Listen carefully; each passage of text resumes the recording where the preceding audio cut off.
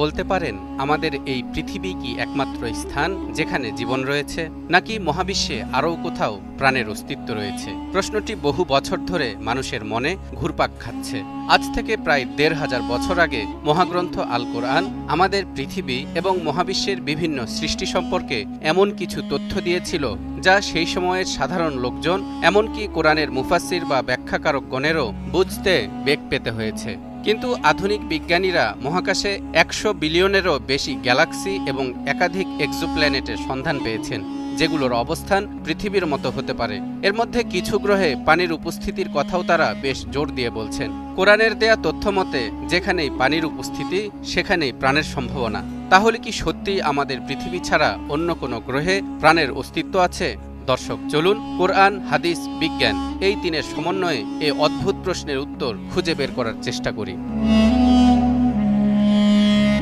মহাবিশ্বের অন্যান্য অনেক গ্রহের তুলনায় ছোট পৃথিবী নামক আমাদের এই গ্রহটি প্রাণ প্রাচুর্যে ভরপুর। মানুষ ছাড়াও এই গ্রহে বিভিন্ন জীবের বসবাস রয়েছে, নানা বৈচিত্র্যময় প্রজাতি, যার মধ্যে নাম না জানা প্রাণীর সংখ্যাও কম নয়। বিজ্ঞানের অগ্রগতির সাথে সাথে আমরা জেনেছি এ বিশাল মহাবিশ্বে আমাদের গ্রহের বাইরে আরও অসংখ্য গ্রহ নক্ষত্রের উপস্থিতি রয়েছে। কিন্তু সেসব গ্রহে প্রাণের কোনো অস্তিত্ব আছে কি না তা নিয়ে এখন আর শুধু অনুমান আর কল্পকাহিনী নয়, বরং আধুনিক বিজ্ঞানীরা বেশ জোরে সোরে গবেষণায় নেমেছেন। বিশেষ করে আমাদের পৃথিবীর আকাশসীমানায় মাঝে মধ্যেই ভিন্নধর্মী কিছু উড়ন্ত যানের বিচরণ মহাকাশ বিজ্ঞানীদের এ নিয়ে গবেষণা করতে বাধ্য করেছে।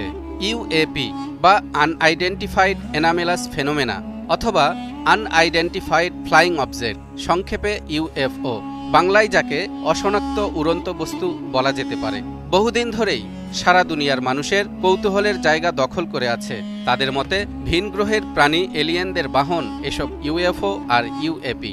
এসব অশনাক্ত বস্তু পৃথিবীর মানুষের কতটা আগ্রহ দখল করে আছে তার প্রমাণ পাওয়া যায় এসব নিয়ে নির্মিত কার্টুন, ভিডিও গেমস আর ছবির তালিকা দেখলেই। দর্শক, এলিয়েন বা ভিন গ্রহে কোনো প্রাণীর অস্তিত্ব আছে কি নেই তা নিয়ে আমরা কথা বলবো কোরআনের দুটো আয়াত এবং একটি হাদিসকে সামনে রেখে।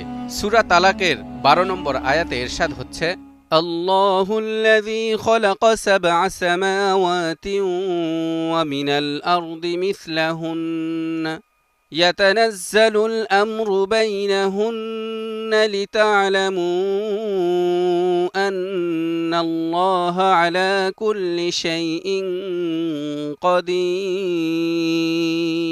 ওয়া আন্নাল্লাহা ক্বাদ আহাতা বিকুল্লি শাইইন ইলমা।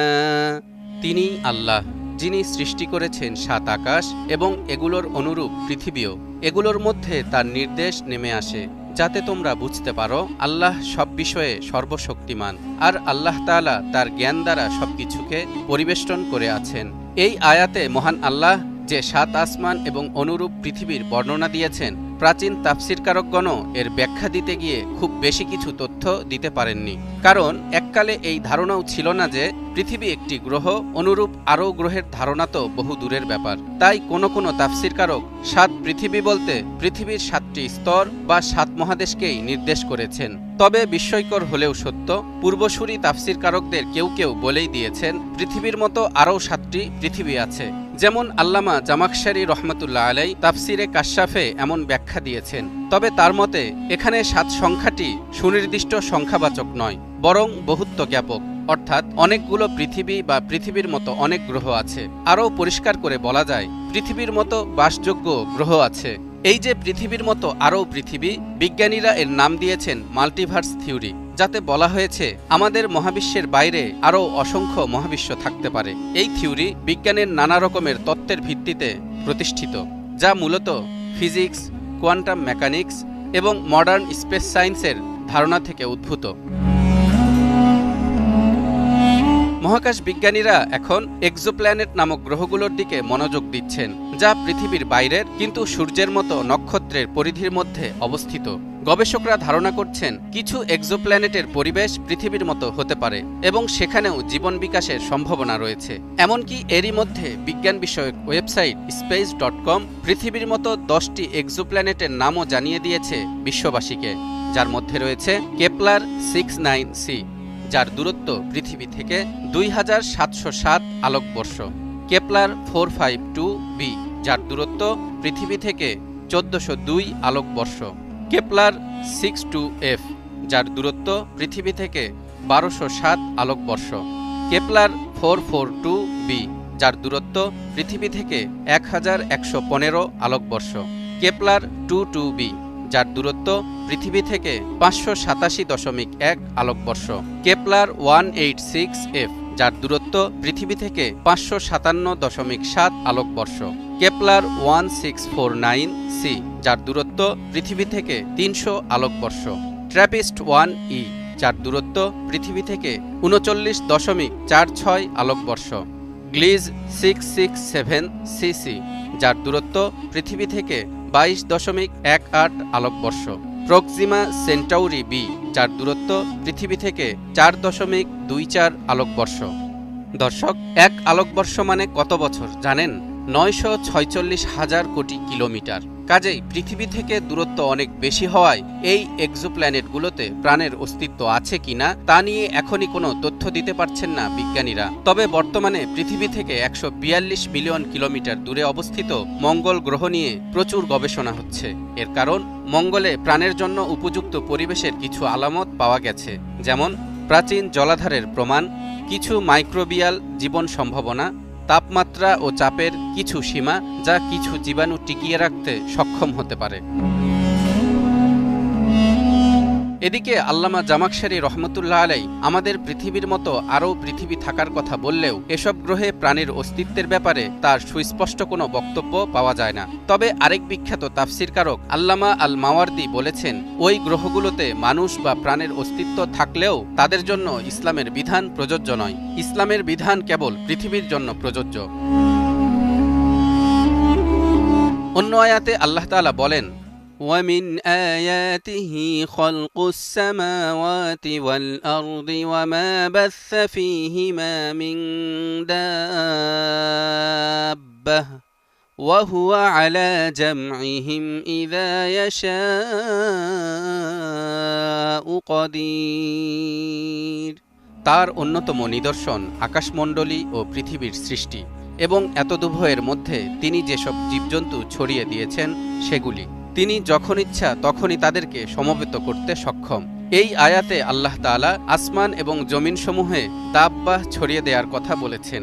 দর্শক, দাব্বাহ এর পরিচয় কোরআনের অন্য আয়াতে তুলে ধরা হয়েছে।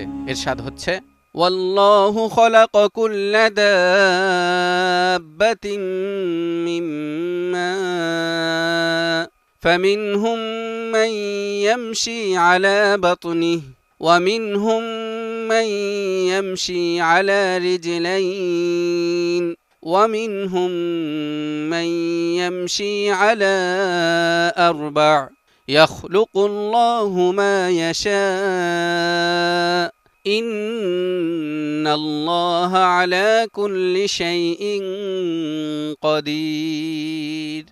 আল্লাহ প্রত্যেক চলন্ত জীবকে পানি দ্বারা সৃষ্টি করেছেন।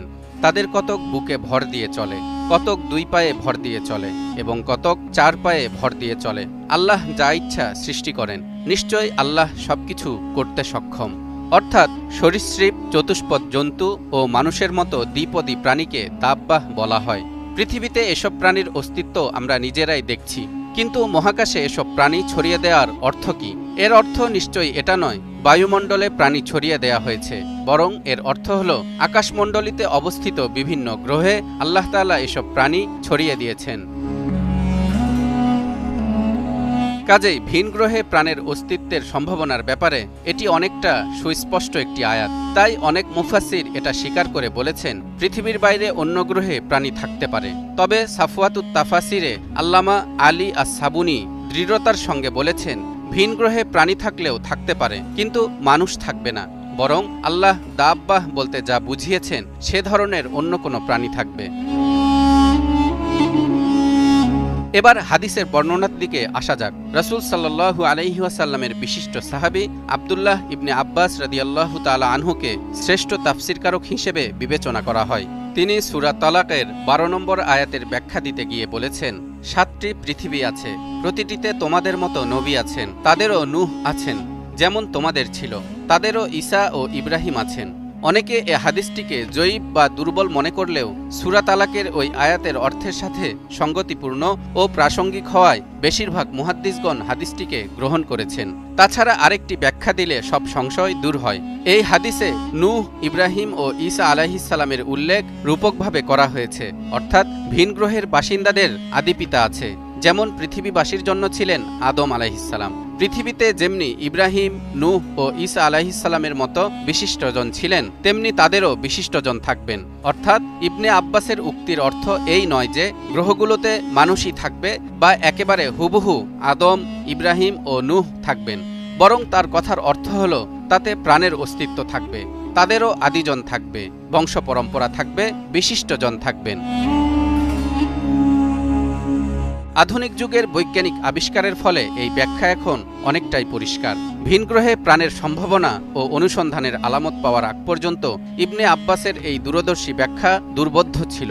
ইবনে আব্বাস রাদিয়াল্লাহু তাআলা আনহু প্রথমে এই তাফসির করতেই চাননি। তিনি বলেছিলেন, আমি যদি এই আয়াতের তাফসির বলি তোমরা অস্বীকার করবে। পরে অনুসারীদের পীড়াপিড়িতে তিনি তাফসির করেছিলেন। আজ থেকে প্রায় ১৫০০ বছর আগে কোরআন আমাদেরকে পৃথিবীর বাইরের কোনো গ্রহে প্রাণের সম্ভাবনা সম্পর্কে যে তথ্য দিয়েছিল, আজকের আধুনিক বিজ্ঞান তা নিয়ে গবেষণা করে যাচ্ছে। এখন পর্যন্ত পৃথিবী ছাড়া অন্য কোনো গ্রহে প্রাণের অস্তিত্বের কোনো সরাসরি প্রমাণ না পেলেও বিজ্ঞানীদের ধারণা সেদিন হয়তো খুব বেশি দূরে নয় যেদিন ভিন গ্রহে প্রাণের স্পন্দনের খবর নিয়ে তারা বিশ্ববাসীর সামনে হাজির হবেন।